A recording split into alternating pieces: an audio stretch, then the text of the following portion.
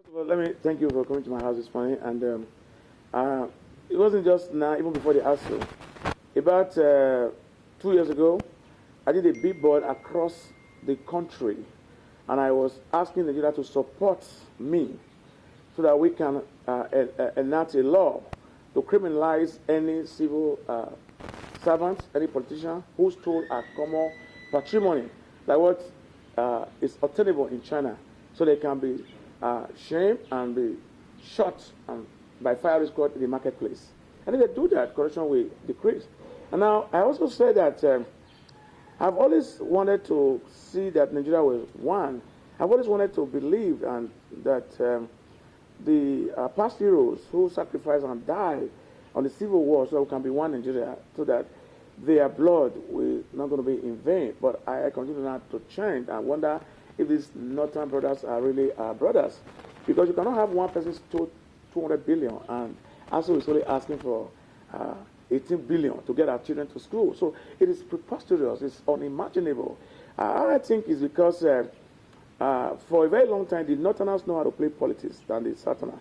Yes, they might have a lot of amajari, they might have a lot of uneducated people in the street, but the few very one of them who call themselves elite has planned. And their plan is that to create a lot of amajari, so that if there's going to be a jihadi war, they can use the amajari to fight the war. And secondly, they took over the institutions. If you go to Chief of Army Staff, you find them is northern elite Fulani. If you go to the presidency, northern elite Fulani. If you go to Senate, northern elite Fulani. If you go to Custom, northern elite Fulani. If you go to Finance, northern elite. I'm not saying that if they are qualified, they are not supposed to be there. But there's a smoke. The smoke is there. That they hold on this situation and make us a second feeder, maybe like more or less an infinitesimal that we are not, right? And these are people who are not very educated, they are not very smart, because in the South, we got 180, 183, we failed, and I guess 70 they passed, and yet they become the head of the institution. Something must be wrong. We need to address that, you know. And if it is true, as I've seen in various networks, that man who stole 200 billion is on bail, then I will have no choice to move a million march that every jail houses that you've incarcerated people who were prisoners of consciousness, people who steal Maggi and tomatoes. I will mobilize that the people should be set free, because you cannot have somebody who stole 200 billion. Because Malami, the Attorney General, they are related, they are not an elite. Because the president is related to him, and the Senate president is related to him, and the chief of army staff is related to him, they all gang up together because they all share this loot. Presumably, I was accused being stolen, and the money is on bail. It will be very bad, and we will become a laughing stock all over the world. So I am on it. Personally, I'm going to contact my lawyer. If possible, I can join suit. I will tell them how I'm affected. I will show probably because of I forgot what you call it, what is called in law, locus, that I had the locus standard to take him to court, that he impoverished our people for his own selfish interests. Yes, sir. Yes. Talking about That is, I see, I had never been a fan of rotational. I've never been a fan of it. I've never been a fan of that at all, because I've always thought that, you know, presidency has to be by merit.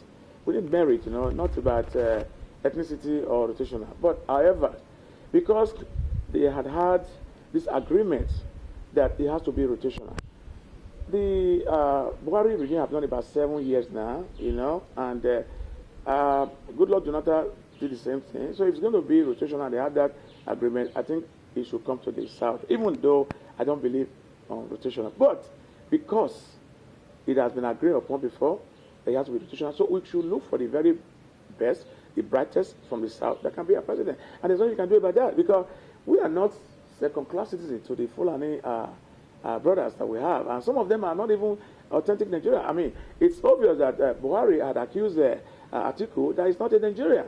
And the case is a court. And there's a human rights lawyer, this is the lady who is just taking Atiku to court now to really authenticate his genuinity as a citizen. So even these X-Men, this banditry that we are seeing, most of them, they were brought from Mali, another West African country, for the sake of Buhari election, and they refuse to leave, and it becomes a problem to us. So, yes, again, the money politics should be looked into, and I think EFCC should be disbanded. They are good for nothing, because in the face of EFCC, Atiku spent over $80 million, and Wike also spent a lot of whopping sum, perhaps close to 80 million or more than 80 million. In America or Canada or all over the world, there's what they call a campaign political contributor cap, which is not going to exceed 5,000.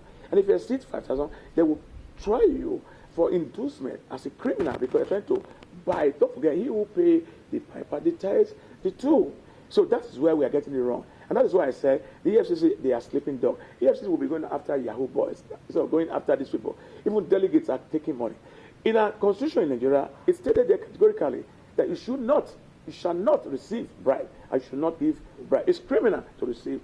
So it's obvious that the police in this country have not learned a lesson, that they have failed abysmally, because most of these people, whether it's Atiku, whether it's Wike, whether it's delegate, they all have to be in jail by taking bribing and also receiving a bribing. That's my take on it. Yes, sir. Thank you.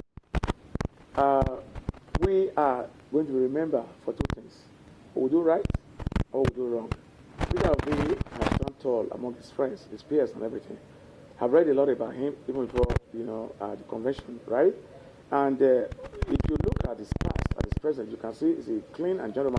What you hear in the media, Peter Obi is stingy. Of course, he has to be stingy because he worked very hard for his money. It's not like Atiku or Wike or the rest of the people who stole and loot public funds and then use it to buy votes and delegates. So Peter Obi has to be stingy, because a man who worked very hard for his money needs to know when to give or when to take. Needs to know when to be stingy or when to be stingy, right? Yes, so Peter Obi is a very interesting character, that in the streets of London, you see him taking public taxi. You can even attest to his personality with how he raised his children.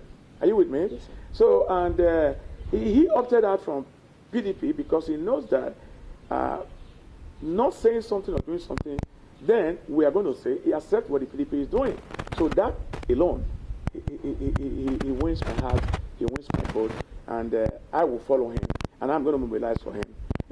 Peter Obi is a man to be beaten in this game if the NSC are responsible. The NSC is called the National Labour Congress. They have been very irresponsible over the years. We give credit to Adam Oshomole when he was there, but really, truly, he did nothing, because he could have done better for the people. Today, the minimum wage of our workers is not over 30,000. Today, you will remember the late Michael Imodu. He never had a house in Matama. As a matter of fact, when he passes on, people rush to visit his house to give him a burial. Today, Ayuba, who is there today, has a Matama. Let us show their tax record. Let us show how they earn their money. These people, when conductor died, they don't even know if he conductor died. All right? So, you see, we have what they call unemployment force in Canada. It's as compared with NSC. They represent the interest of you, the citizen, that if you are fired unlawfully, they take your case to court, right? And if you are injured in work, they make sure that they pay. Today, the Chinese people use our people here anyhow. Today, the Indian people use our people anyhow. Today, the Lebanese people use our people anyhow. Where is the NSC? Where is the NSC? They all go there, get police, get vehicles, they take everywhere to protect themselves and leave us unprotected. So NSC is a fraud. And I have said many times that I'm going to take them to court if possible. We should disband them so that we can represent ourselves. It brings me back to the case of ASU too. Every organization we have in this country is a fraud. ASU is ASU in the day and the police in the night. Why would ASU call off a strike if they don't get their demand? Why would they be this recurrent decimal for ASU? They are professors who are educated illiterate, because they are the one who put these people there in the first case. They are the one who are supposed to be educated to do the right thing, but they want to do the opposite because of their self-interest. So it is time again for the student union to wake up, to take the destiny into their hand. Because if we all march to asteroid, how many are you going to kill? I tell you, if you kill one, you kill all. That's it, because we must live free or die. That's it. It's not because I don't recognize, it's because I have so much courage, but I don't know they are evil people, but I do. But I was created with faith and a sound mind, because he who fears suffer. Fear does not exist, it only exists in human mind. Because these people, they are cowards. You cannot rob your country blindly and assume you are rich. Don't forget the case of Ibori.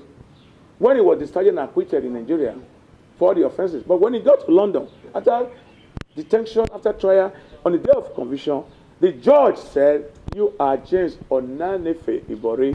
You were just a common criminal. You were just somebody who took advantage of your people, and you call yourself a billionaire. Shame on you." That's how it ought to be. And the judiciary have also compromised.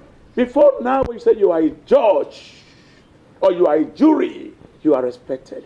Even before now, when you say you are a chief, you are respected. The chiefs have become thieves. The judges have become part of this. And now, they sabotage every day of our Nigeria oil.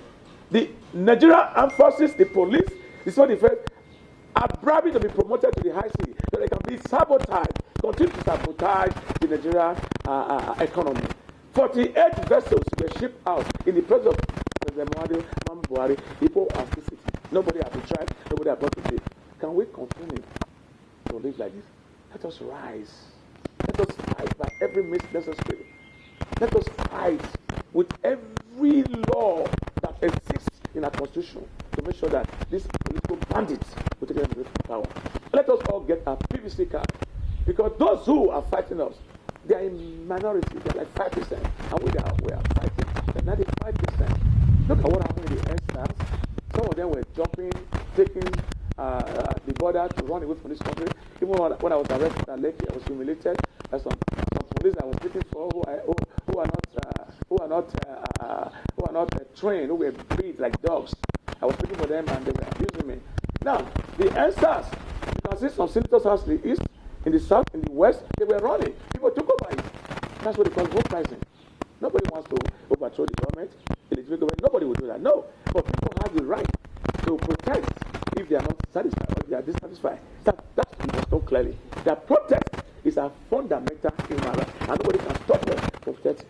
We only go to the station to take permission because we want to protest so that there can be law and order. So people cannot die, people cannot loot, because you have 3 types of protesters. Some of them are the one who wants a change. The other ones are the one who are very hungry, who wants to eat. And the other one who said, what's the point of living? Let's just destroy everything. That is why we were very careful of saying protesters are bad. They're not bad people. Listen, I'm a very comfortable person. Very, very. Right? I'm sitting behind my Bentley that I drove 22, 23 years ago. That's the Bentley and okay? But I still carry placard and I still take I take Okada. Because I don't believe in status, because status is the color of Nigeria. Alright? So I leave my comfort zone, as Ray said, to make sure that I will drop fire like a journalist. Everyone will drink water. Thank you very much. Thank you too. Thank you so much. Thank you.